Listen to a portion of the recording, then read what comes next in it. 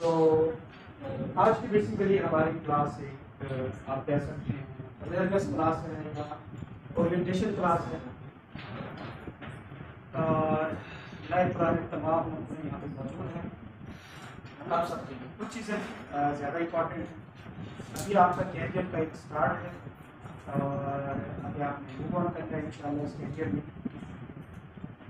तो हमारे कैरियर में सबसे ज़्यादा जो चीज़ इम्पॉर्टेंट होती है वो होती है तसल्ली, यानी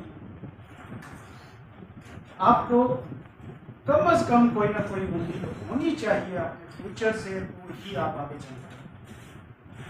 क्योंकि हमारा कैरियर इस तरह से है बेटा कि एक तो टफ है, चैलेंजिंग है, लेंथी है और नॉन स्ट्रक्चर्ड है। मतलब अगर आप एफएससी में बैठे हैं या आप किसी और क्वालिफिकेशन में हैं तो वहाँ हमें पता होता था कि यार ये देखें ये हमारा साल है, इस साल में हमने ये पढ़ना है और ये इसी साल में ही सारा पढ़ना है।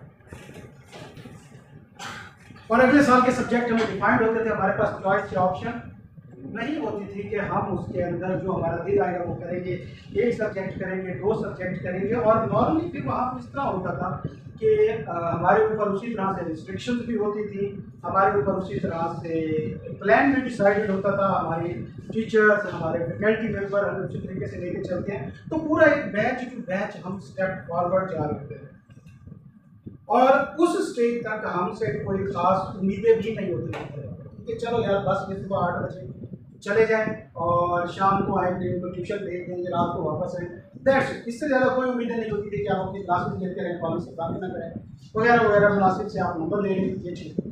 अब ये जो फील्ड है यहाँ पे नंबर 1 आप इसके अंदर फ्री, आपके पास चॉइस, आप अपनी मर्जी से चीज़ें सिलेक्ट कर सकते हैं, आप अपना दिमाग में छोटे छोटे लाइन को लड़ा सकते हैं, आप खुद सोच सकते हैं, फैसला कर सकते हैं कि आपने कैसे मूव ऑन करना है और फिर आप अपने आप के बेस पर डिसीजन ले रहे होते हैं, खुद सोच रहे हैं।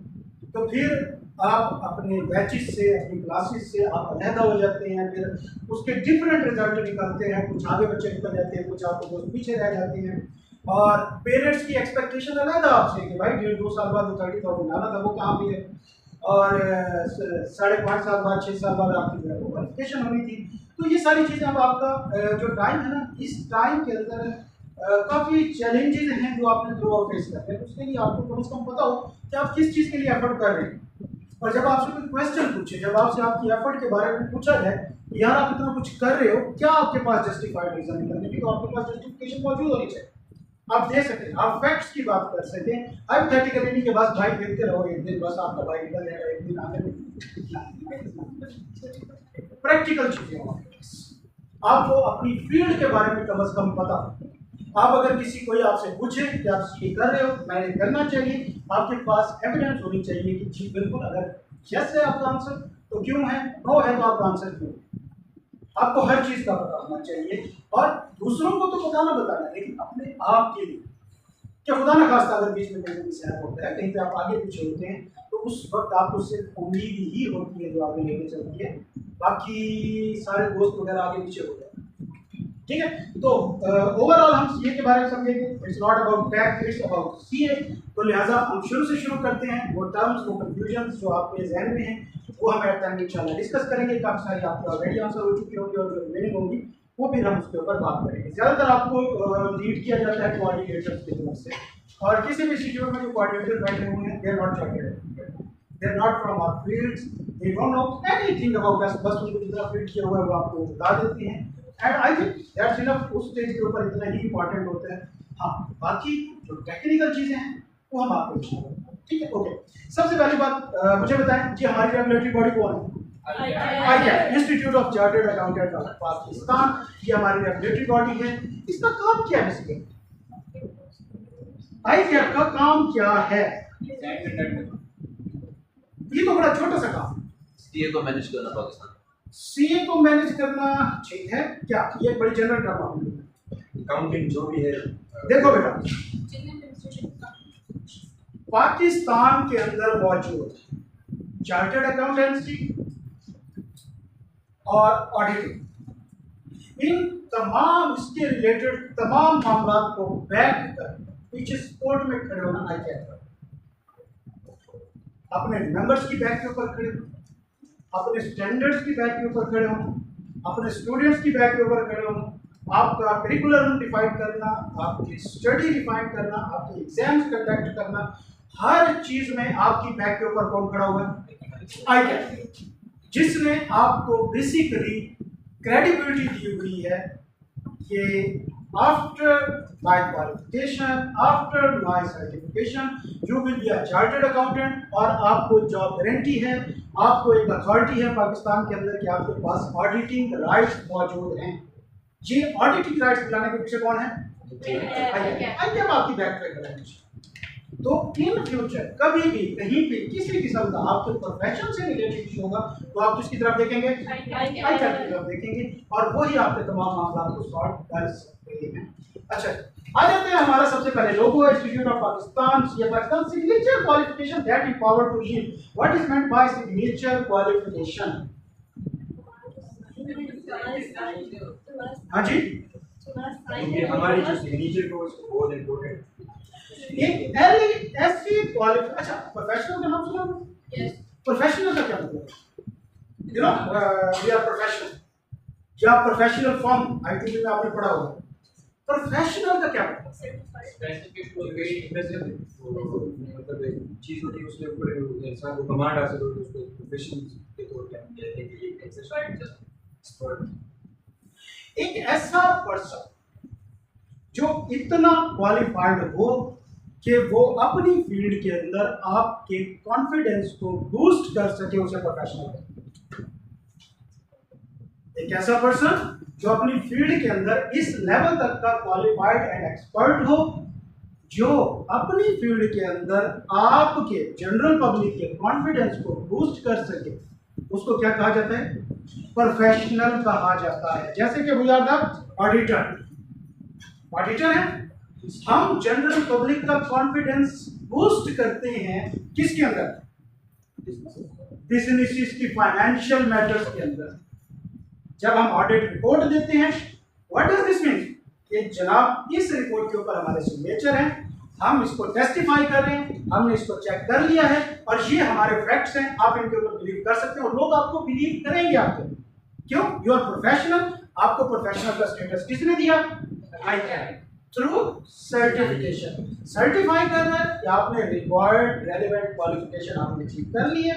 नाउ जहां पे भी आपके सिग्नेचर होंगे वहां पे लोगों का कॉन्फिडेंस होगा। समझे बात? सिग्नेचर क्वालिफिकेशन, आपके सिग्नेचर जनरल पब्लिक का कॉन्फिडेंस बूस्ट करते हैं आपकी फील्ड के। That empowers to lead. आपको क्या लगता है लीडर होते हैं? किसी भी ऑर्गेनाइजेशन में लीडर्स किनको कहा जाता है? जब हम एक टॉप लेवल पे पहुंच जाते हैं, सीईओ, सीएफओ, जो गाइड कर सके आपको। बिजनेस बनाता कौन है? ऑनर। चलाता कौन है? मैनेजमेंट। जब मैनेजमेंट की लेयर होती है, लीडर्स किनको कहा जाता है? जो बोर्ड ऑफ डायरेक्टर में बैठे हैं, जो टॉप पे बैठे हैं, जो वो लोग हैं जिनके पास फाइनल डिसीजन मेकिंग अथॉरिटी है। आप मुझे बताएं किसी ऑर्गेनाइजेशन के अंदर जहां पे चार्टर्ड अकाउंटेंट बैठा हो, टॉप मैनेजमेंट से नीचे, नॉट अ सिंगल वन। तो आप टॉप पे बैठे होते हैं। बेसिकली आपके ऑर्गेनाइजेशन के अंदर जो भी आपके देखें, अकाउंट डिपार्टमेंट एक वाइड डिपार्टमेंट है जिसका ऑर्गेनाइजेशन के अंदर मौजूद हर डिपार्टमेंट के साथ लेना देना है। हर डिपार्टमेंट के साथ आप लिंक है एंड लेना देना in sense of not information, in sense of authority. आपने उनको कमांड देनी होती है, आपने उनको लीड करना होता है, उनको प्लान करना होता है, उनको बूस्ट करना होता है। तो लिहाजा किसी भी ऑर्गेनाइजेशन के अंदर मौजूद तमाम एम्प्लॉइज, तमाम लोग, तमाम मैनेजर्स और वर्कर इनडायरेक्टली किसके अंडर होते हैं? उस डिपार्टमेंट के अंदर, और आप उनके हेड होते हैं, आप लीडर होते हैं। तो ये बेसिकली हमारा एक क्वालिफिकेशन का स्टार्टिंग इंट्रो है। अब हम चलते हैं, इसको थोड़ा सा कंपेयर करते हैं बाकी क्वालिफिकेशन के साथ कि वहां पे क्या सीन चल रहा है। उससे पहले कि हमारा सिस्टम चल रहा है। अच्छा, सारे ज्यादातर आपसे एफएससी करके बैठे हैं, वही लेवल वाला कोई है? सारे गिरी बैठे, ओके, कोई मसला नहीं। हम सब इस पर चल के सारे तरह एक हैं, ऐसा मैटर। अच्छा, नॉर्मली ये हमारी फील्ड होती है जब हम एफएससी करने के बाद आते हैं। तो आज हम थोड़ा सा देख रहे हैं तमाम फील्ड्स को कि क्या आपका सीए चूज करना वर्थ इट रहा या नहीं। एक और चीज बेटा, जब भी आप अपने फ्यूचर का प्लान कर रहे होंगे तो फ्यूचर से आप क्या मुराद लेते हैं? कितना तो फ्यूचर कल 5, 6, 7 साल बेसिकली आप लेते हैं जी बेटा। बेटा वो बाहर नहीं देखना जहाँ सामने देखना होता है, थोड़ा सा पहले देखिए, तो वहाँ पे तो सब देख लेंगे ना, अल्लाह ताला आसानियाँ करे। खैर पॉइंट इज दिस कि हम नॉर्मली अपना 6-7 साल बाद का अपना ऑब्जेक्टिव देख रहे होते हैं कि हम कहाँ पे होंगे, हमारी क्वालिफिकेशन हमें कहाँ तक लेके जाएगी। आप ऐसे 20 साल ना सोचे, अगले 20 मिनट का भी कोई भरोसा नहीं अगर आपने 2 बार यही हरकत की। नॉर्मली हमारी फील्ड है lawyer, IT expert, doctor, pilot और इंजीनियर। पायलट किसने डाला है? क्या एट देन मुझे इसमें से कोई भी एक फील्ड बताएं जो 6 साल से कम की है।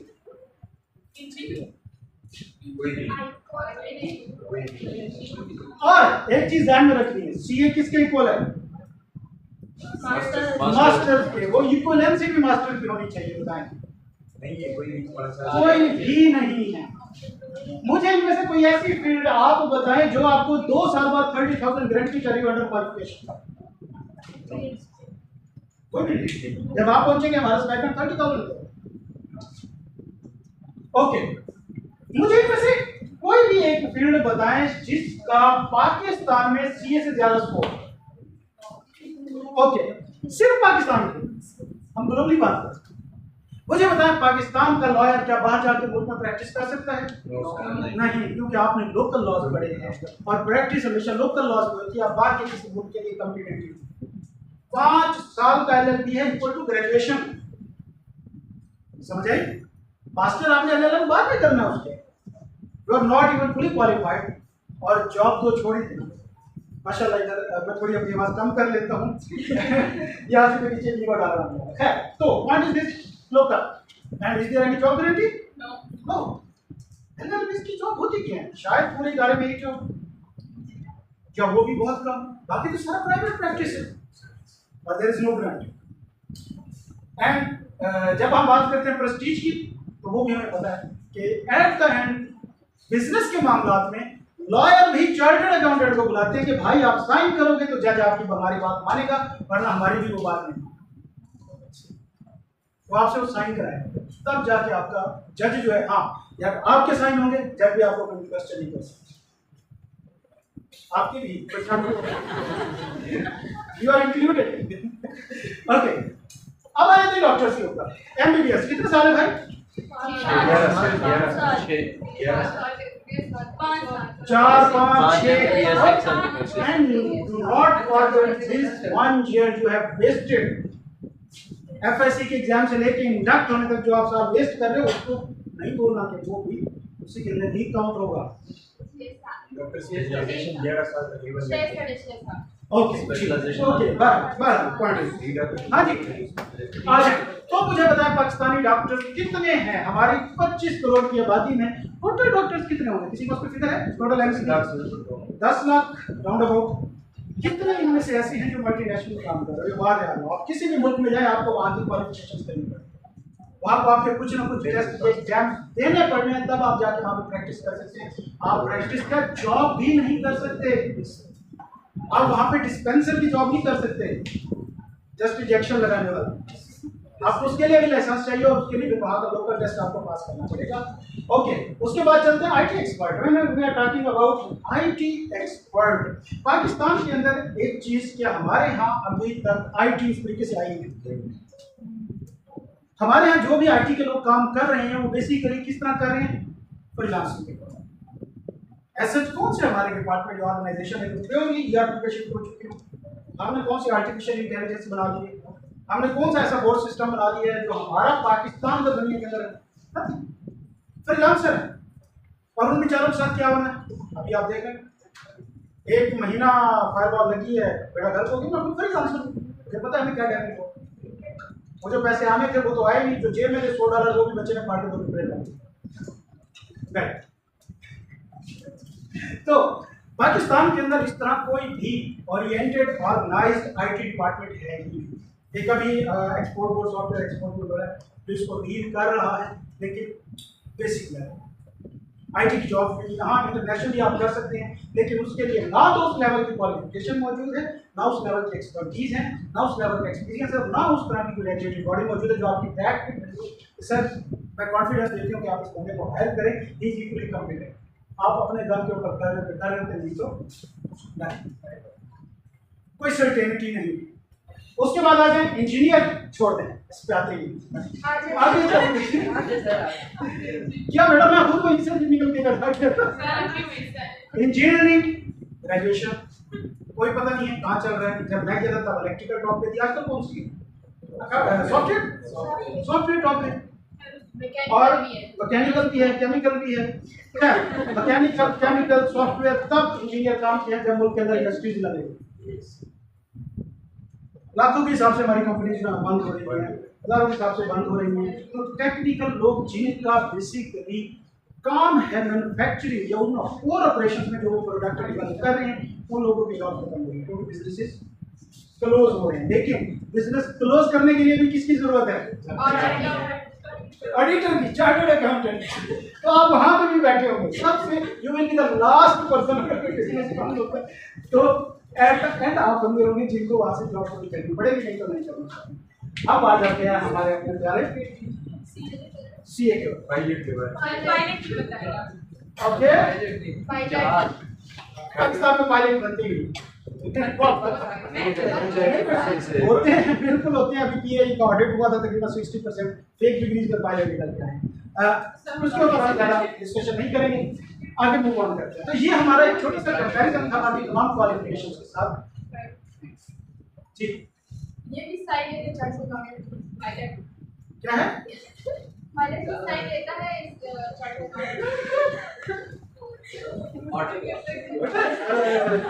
जहाजों से पूछना पड़ेगा। ओके चले cut to the short series. ये हमारा एक कंपैरिजन था बाकी फील्ड्स के साथ। ऑन अ सीरियस नोट बिल्कुल ये चीज़ें बेटर करती हैं आपके कैरियर के लिए। हम इसको लाइटर नोट पे डिस्कस कर रहे हैं, हम इसको थोड़ा सा इजी बना के कर रहे हैं कि आप बोल रहा हूँ पहले आप 6-7 क्लास 5 क्लास देख बैठे हैं। तो पॉइंट ये है कि इट्स नॉट अ जॉब बचा। पॉइंट ये इट्स नॉट अ जॉब, ये आपका कैरियर है, ये सिर्फ आपका फ्यूचर नहीं है। आपके घर में कितने चार्टर्ड अकाउंटेंट है बेटा? अभी आपके आपके मोहल्ले में, आपके मोहल्ले में नहीं। अच्छा आपके मोहल्ले आपके घर में किसको नहीं पता कि सीए मुश्किल होगा? सबको पता है। किसको नहीं पता कि भाई इसमें फेलियर रेशियो ज्यादा है?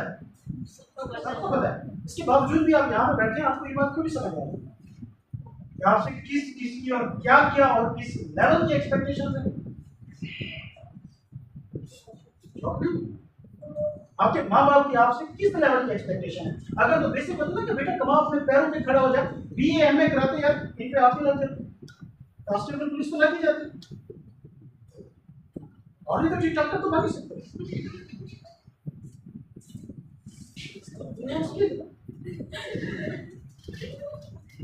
आपको समझना होगा आपके ऊपर जिम्मेदारी कितनी बड़ी। आपके पेरेंट्स आपको सिर्फ इसलिए फील्ड में नहीं लाए गए बेटा अपने पैरों पे खड़े हो जाओ। अपने पैरों के साथ साथ आपके कई पैरों को पैरों पे खड़े हो। आपकी फैमिली है, आपके घर हैं, आपकी शादियां हैं, सिस्टर की शादियां हैं, आपके कजन्स हैं, चाचे मामे का हैं। अगर आपके पेरेंट्स इस टाइम इतना बर्डन आपको लगा रहे हैं, बर्दाश्त कर रहे हैं, तो वो डिजर्व भी करते हैं। अगर उन्होंने ये रिस्क लिया है तो वो डिजर्व भी करते हैं।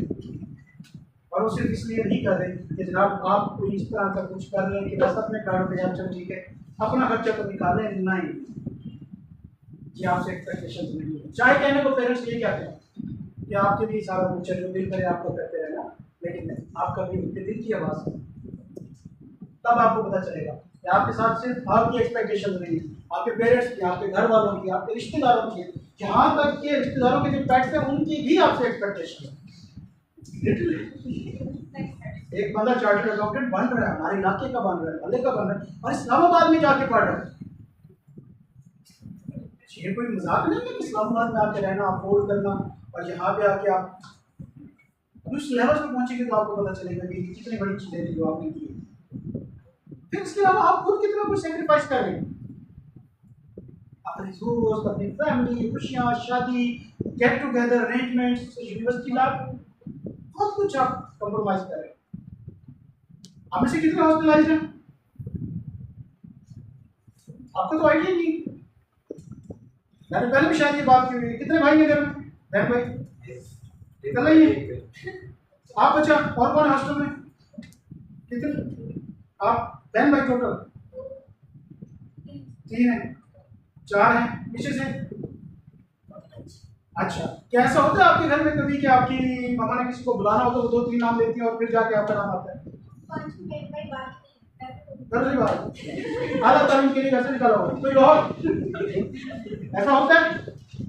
मम्मी ने किसी को बुलाना हो तो 2-3 नाम लेती हैं वो, फिर जाके आपका नाम आता है। अगर आप हॉस्टल में रहते हैं तो 2 साल बाद आपका नाम उस लिस्ट से नहीं बनेगा। आपको पता ही नहीं आप क्या सेक्रीफाइस करें। जब आप घर में जाएंगे, अभी बुलाएंगे, शायद आपको भी बुलाना है, किसी और को भी बुलाना हो, तो आप नोट करेंगे कि उस लिस्ट में आपका नाम नहीं होगा। आप घर के मेंबर नहीं रहेंगे। इतना टाइम अब आपने बाहर गुजारा, आपको घर में से 3 दिन के लिए बर्दाश्त किया जाएगा। आए, एंजॉय करें, 2-3 दिन जो पकड़ा है उसके बारे में आपसे मशवरा होगा। स्कूल से बैठे किसी मैटर के अंदर आपने इंटरफेयर नहीं करना, किसी डिसीजन के अंदर नहीं करना, क्योंकि आपको उन मामलों का पता नहीं होगा। और चौथे दिन तशरीफ ले जाए वापस। अगर आपको ये चीजें वापस चाहिए लाइफ में तो आपको कामयाब, ये चीजें वापस आ जाएगी। तो बहुत है ओके जी। हमारी फील्ड का बाकी साथ के साथ है, तो पूछ सकते हैं तो उन्हें कहिएगा, आप मुझे बता दें मुझे क्या करना चाहिए। ओके, अगले हम मूव करते हैं, थोड़े हमारे कुछ क्वेश्चन हैं या टॉपिक्स हैं उनके ऊपर। सबसे पहली चीज, क्या सीए डिफिकल्ट है? It's challenging, not difficult. आपको बताना आना चाहिए। डिफिकल्ट कहते हैं जिसको अचीव करने में कोई मसला हो, चैलेंजिंग कहते हैं हाँ अचीवेबल रास्ता मुश्किल हो सकता है, रास्ता लंबा हो सकता है, डजंट मैटर, लेकिन अचीव हो जाएगा अगर आप लगे रहे। और यकीन करें, मेरी 2 एडवाइस होती हैं हर चीज में आने वाले बंदे के लिए अगर आपने काम किया। नंबर 1, अपनी कंपनी बड़ी सोच समझ के डिसाइड कीजिए। आपके दोस्त, आपके फेलोज जो आपके साथ रहते हैं वो किस तरह से हैं। अगर वो महफिल की जान है, एंटरटेनर हैं, आपको खुश रखते हैं, एंजॉय करते हैं, घूमने फिरने वाले हैं, they all are red flags। छोड़ दें ऐसे। और ये मेरी बात आपको समझ आ जाएगी 1.5 साल। कंपनी वो बनाए जो आपको आपके गोल को तरफ लेके चले।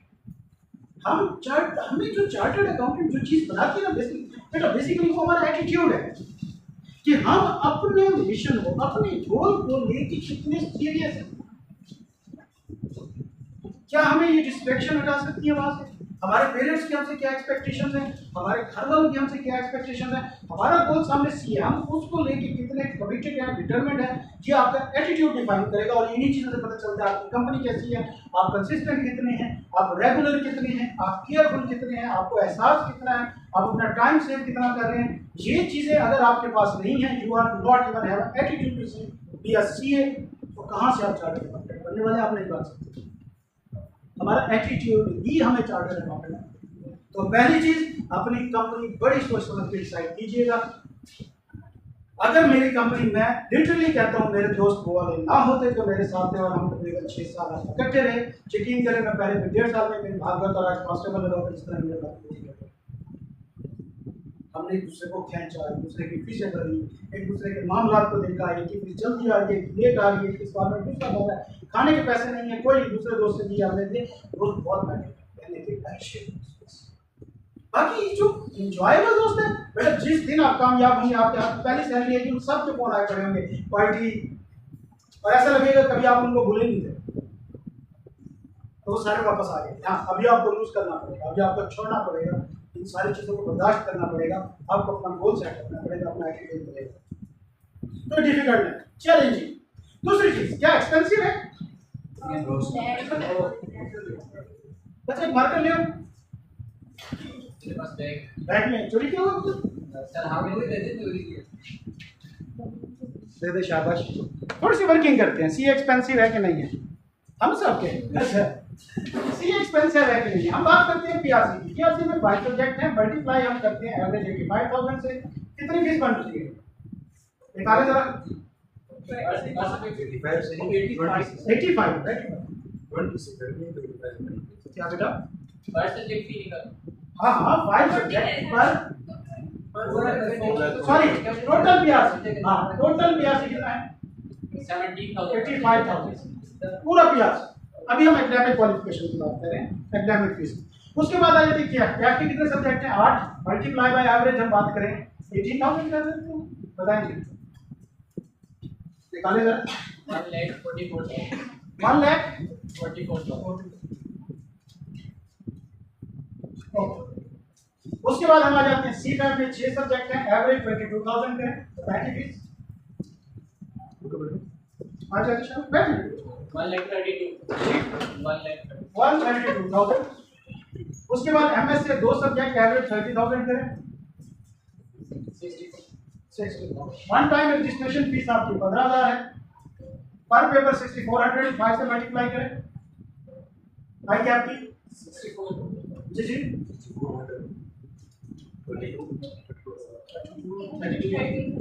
32,000 ये हो गया। कैप की एवरेज फी हम 5500 कर लेते हैं क्योंकि इसमें स्लैब होते हैं, बताएं जी। कैप से 8 सब्जेक्ट है ना। हाँ ये है 44,000 सी फैम 6 सब्जेक्ट मल्टीप्लाई बाय हम कर लेते हैं 7,000 करें जी। 42,000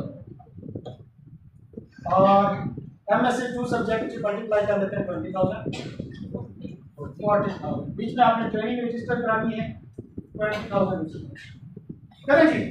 ये प्लस ये प्लस ये प्लस ये जी 6,14,000 आपकी टोटल क्वालिफिकेशन फीस है, अप्रोक्सीमेटली प्लस माइनस 5% पूरे सीए सारी रजिस्ट्रेशन डाल दी, हर चीज डाल दी। कितनी कॉस्ट है? आ जाते हैं हम अपनी दूसरी फील्ड के अंदर जो कि हमारे इक्वल भी नहीं पहुंचती, हमारे क्लोज यूनिवर्सिटी की course qualification BS accounting and finance university qualification उसमें भी आ जाते हैं, उसके साथ भी मैं आपको तसल्ली करा सकता हूँ। हाँ जी बीएस अकाउंटिंग एंड फाइनेंस हमारी करीब करीब पड़ती है क्वालिफिकेशन। फर्स्ट सेमेस्टर क्या फीस है नॉर्मल यूनिवर्सिटी में? 1,15,20,000। थोड़ी सी अच्छी यूनिवर्सिटी में चले जाओ तो 2 लाख है जहाँ से मैंने पढ़ा। और जरा करीब कितने सेमेस्टर में टोटल कितनी फीस बनती है? एवरेज 1 लाख का तो यार। हाँ जी 12 लाख। तो हमारी कॉस्ट क्या है आज ये? और इक्विवेलेंसी क्या है हमारी? मास्टर की है। वो इक्विवेलेंसी क्या है?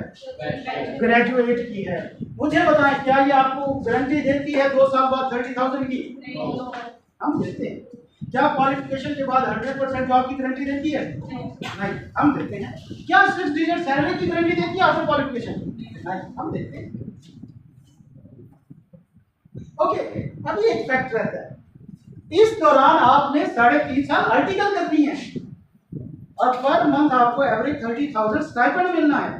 30,000 बेटा जब तक आप पहुंचे तब की बात कर रहा हूँ, आपको 1.5 साल बाद आप पहुंच रहा हूँ, इंक्रीमेंट लगेगा।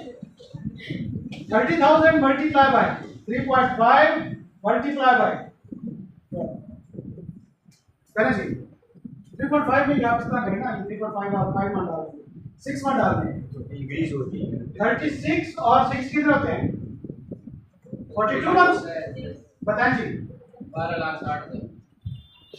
12,60,000। तो भाई आपकी तो कॉस्ट पैकेजिंग में वही होगा।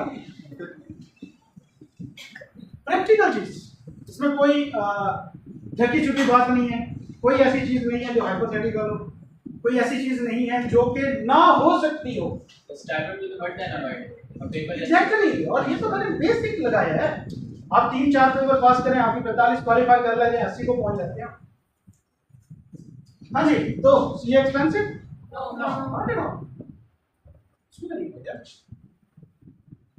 ओके हाई सैलरी क्या एक्सपेक्टेशन है आपकी? बिल्कुल है 6 डिजिट सैलरी 60 लाख में 6 डिजिट अच्छा जी, अरे तो आप बेसिक मैथ ही कमजोर है। ओके, लॉन्ग ड्यूरेशन जी बच्चा। अगला में तो 6 डिजिट है 7 digits होते हैं। ओके, आपकी भी मैथ कमजोर है।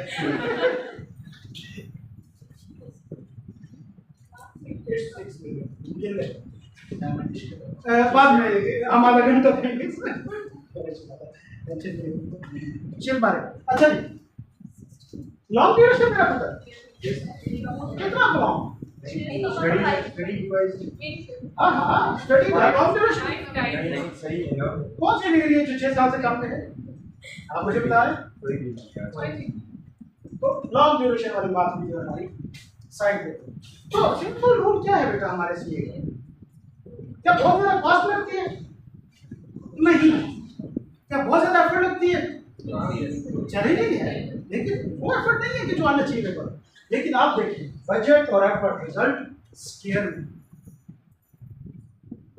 बजट और एफर्ट दोनों आपको लगानी पड़ती है, लेकिन जब उसका आउटपुट है वो डबल है, और वो है इट्स फैक्ट। ओके, आगे चलते हैं। आगे हमारे देख लेते हैं कुछ चीजें कौन कौन आ सकता है, ये आप सबको पता है, इसके ऊपर हम बात नहीं करते। अब आ जाते हैं थोड़ा हमारे क्या कहते हैं प्लस पॉइंट्स के ऊपर। सबसे पहली बात, आप चार्ट रख रहा हूं, प्रेस्टिजियस, हर बंदा जानता है कि अगर इस बच्चे ने सीए किया हुआ है तो कुछ ना कुछ तो इसमें स्पेशल है। ये 25 करोड़ की आबादी में 12,000 के अंदर है, तो भाई इसके अंदर कुछ ना कुछ तो एक प्रेस्टीज ही हमारी बहुत है। और हम पाकिस्तानी को तो यही चाहिए कि बेशक सैलरी कुछ ना हो, हमें लगना मैनेजर है, काम नहीं करना हम लोग। हमारी जो कहते हैं ना अकड़ होती है वो कम नहीं होनी चाहिए। Blend of theory and practice, तो प्रॉपर थ्योरी भी नहीं है सारी, LLB total pure theory based है, सिंगल डायरेक्शन। आप बेटा जाओ लेकिन सब नहीं जाएंगे। ओके, तो हमारा blend of theory and practice है।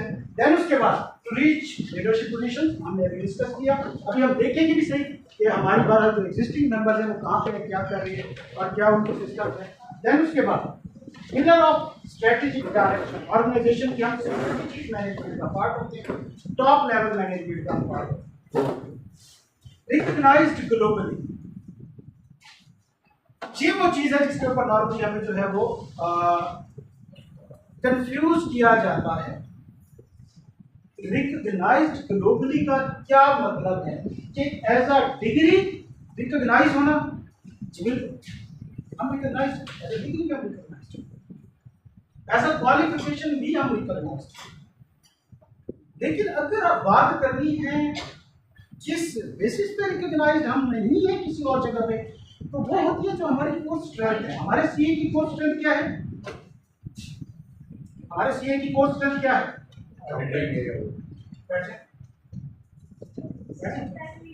जी चलो ठीक है। हमारी क्या स्ट्रेंथ? ऑडिटिंग, जिसके हमारे पास स्टैट्यूटरी राइट है कि पाकिस्तान के अंदर मौजूद 2.5-3 लाख कंपनीज ने अगर ऑडिट कराना है, बल्कि लाजमी कराना है इसका लॉ, तो सिर्फ किससे होगी? चार्टर्ड अकाउंटेंट ही ऑडिट कर सकता है, सिवाय 2% की वेरिएशंस की एक्सेप्शन का आगे लेके हमारे पास राइट्स हैं। और ऑडिट करने के लिए जरूरी है कि हमने लोकल स्टडीज की हुई, लोकल लॉज के ऊपर ऑडिट होती है, लोकल हमारे स्टैंडर्ड्स के ऊपर ऑडिट होते हैं। तो लिहाजा ऑडिट करने के लिए जरूरी है कि हमारे पास लोकल स्टडी कंप्लीट होनी चाहिए। उसकी बेस के ऊपर हमें एज अ ऑडिटर एक प्रेस्टीज मिलती है कि पाकिस्तान के अंदर आपके पास स्टैट्यूटरी राइट है ऑडिट करने के, और पूरी दुनिया के अंदर किसी भी मुल्क के अंदर ऑडिट करने के लिए वहां की लोकल बॉडी ही होती है। हम इंटरनेशनली जितने सब्जेक्ट पढ़ाए जाते हैं अकाउंटेंसी, जितनी क्वालिफिकेशन इंटरनेशनली आप लेके आ जाते हैं, जिनको आप इंटरनेशनल कहते हैं, उसमें जितने भी सब्जेक्ट पढ़ाए जाते हैं वो सब उससे ज्यादा हाई लेवल के हम पढ़ते हैं। एडिशनली हम अपने लोकल भी साथ पढ़ते हैं। तो हम ग्लोबली तो ऑलरेडी रिकॉग्नाइज्ड हैं, लोकली हम इस प्रेस्टीज को अचीव करने के लिए लोकल भी लॉज पढ़ते हैं, जिसकी वजह से हमें क्या मिलते हैं? Auditing rights. इंडिया का चार्टर्ड अकाउंटेंट अपना है, ऑस्ट्रेलिया का अपना सीपीयू है, यूके का अपना, यूके में आईसीडब्ल्यू का राइट्स है, ऑडिटिंग राइट्स आईसीडब्ल्यू के पास है, ये वहां का लोकल चार्टर्ड अकाउंटेंट। तो लिहाजा चार्टर्ड अकाउंटेंट जिस मुल्क का भी होगा वो क्या होगा, लोकल ही होगा। और ये लोकल होना नेगेटिविटी नहीं है, इसी के लिए क्या है, पॉजिटिविटी।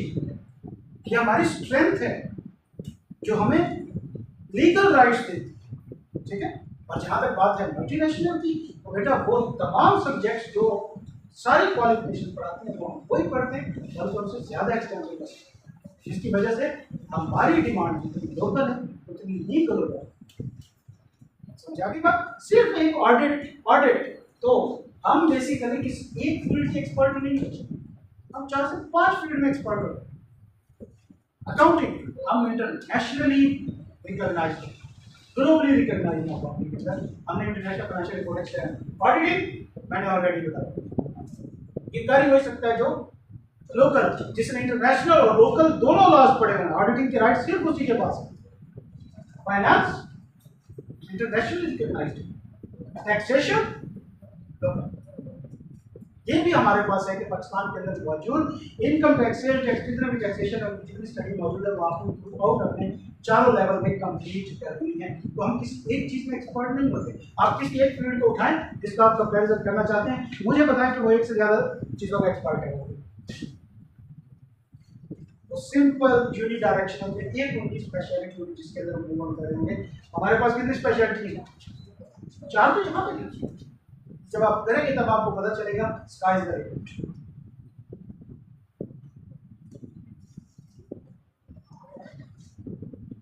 उसके बाद हमारे सीईओ सीएफओ ऑलरेडी मैंने बताया है, स्ट्रेटेजिक लेवल पे हमारी सारी रिक्वायरमेंट्स होती हैं, जॉब होती हैं, लोन लेवल पे, मिडिल लेवल पे हम नहीं होते। उसके बाद हमारा रूट है, आप सबको पता है, इसके अंदर कोई टेंशन नहीं है। एचएससी लेवल, पीआरसी, फिर CAP, commencement of training 3.5 year, then CPAT, MSA and finally chartered accountant. Okay, उसके बाद अगर हमारी क्या कहते हैं ग्लोबली डिस्बर्समेंट देखी जाए,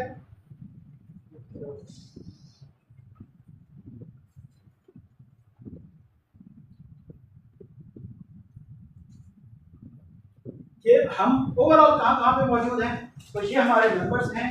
73% हमारा लोकल काम कर रहे हैं, लेकिन 25% हमारे इंटरनेशनल एम्प्लॉयड है। 25% is a big number, 25% is a big number.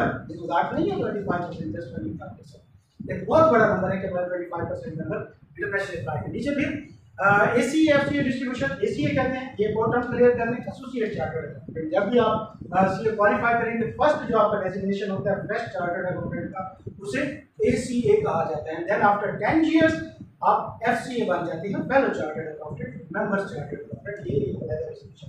फिर हमारे ऊपर जो है डिस्ट्रीब्यूशन है, किन किन कॉलेज में है।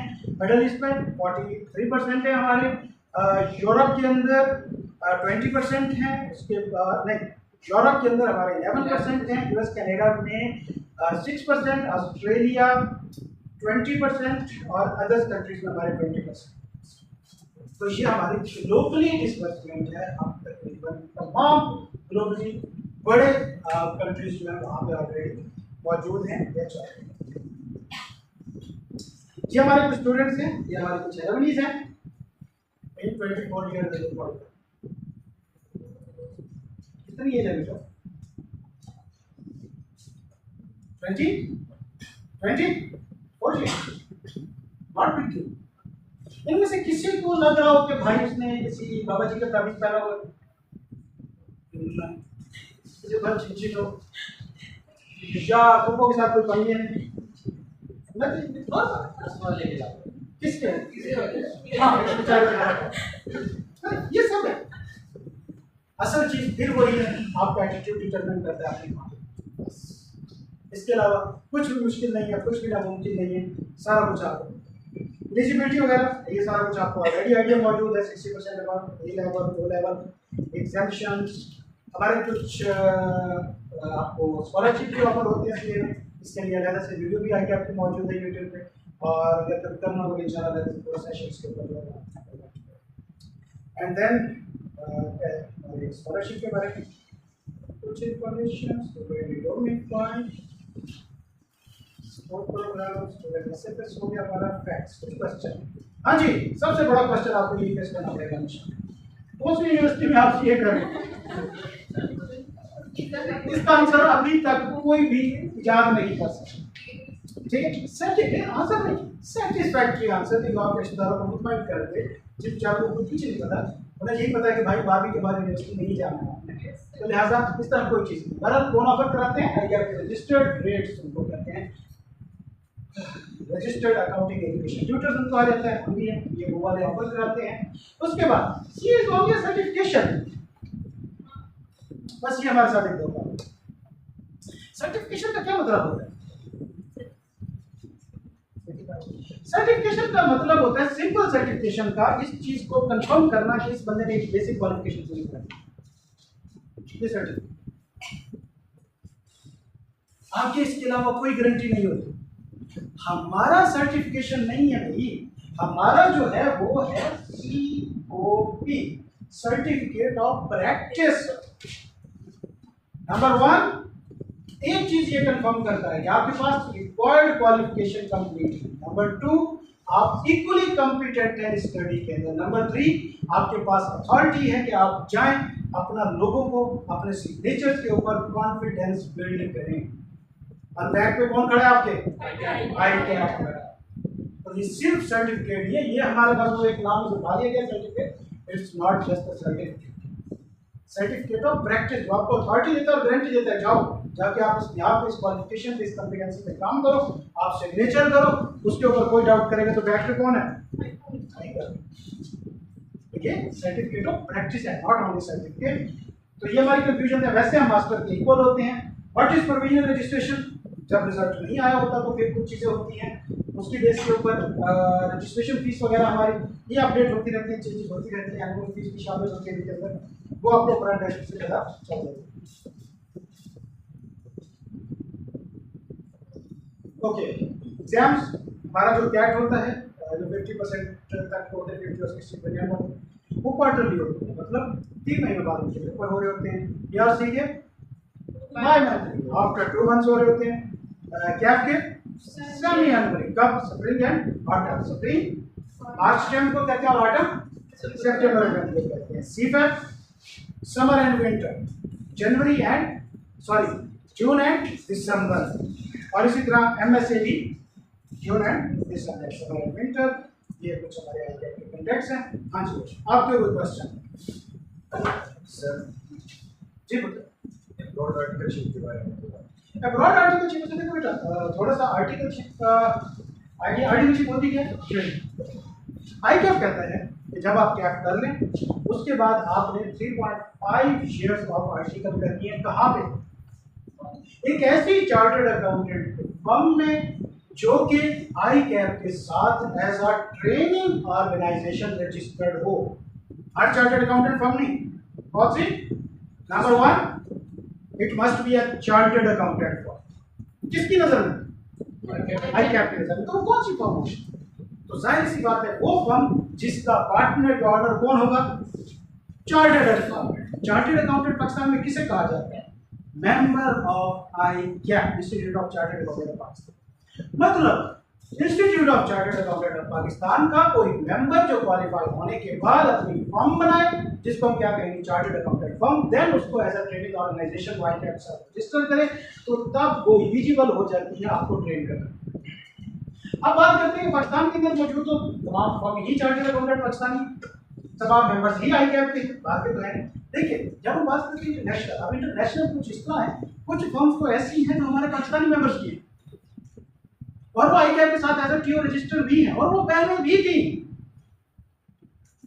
तो वहां तो आप हमेशा से जाकर आर्टिकल कर सकते हैं। रिक्वायरमेंट क्या है? Number 1 chartered accountant Pakistani firm हो, और number 2 as a training organisation registered ICAP के साथ। दोनों कंडीशन पूरी हो रही है, चाहे वो दुनिया के किसी मुल्क में हो, आप वहां पे जाके ट्रेनिंग कर सकते हैं और पहले भी कर सकते हैं। अब जो नई चीज आई है वो ये है कि जो दूसरे ममालिक के चार्टर्ड अकाउंटेंट है उनकी चार्टर्ड अकाउंटेंट फर्म है, क्योंकि वो तो पाकिस्तान में चार्टर्ड अकाउंटेंट नहीं है, या वो आपको ट्रेन कर सकते हैं। हम नई जो अमेंडमेंट आई है वो ये है कि आप उन फर्म्स को आईकेएप के साथ कुछ ना कुछ एमओयूज वगैरह होते हैं, कुछ ट्रेनिंग रजिस्ट्रेशन होते हैं, वो साइन करनी पड़ती है। तो उन रजिस्टर्ड फर्म्स के अंदर आप बाहर भी जाके ट्रेडिंग कर सकते हैं। लेकिन क्या आईकेएप आपको भेजेगा? ये आपने खुद अपने एफर्ट पे आपको सर्च करना है। Good luck. लग गया पाकिस्तान से जिंदा भागने का मौका दिखा नहीं तो ये करो, पाकिस्तान से भागने की जरूरत नहीं। हाँ जी, हो गया।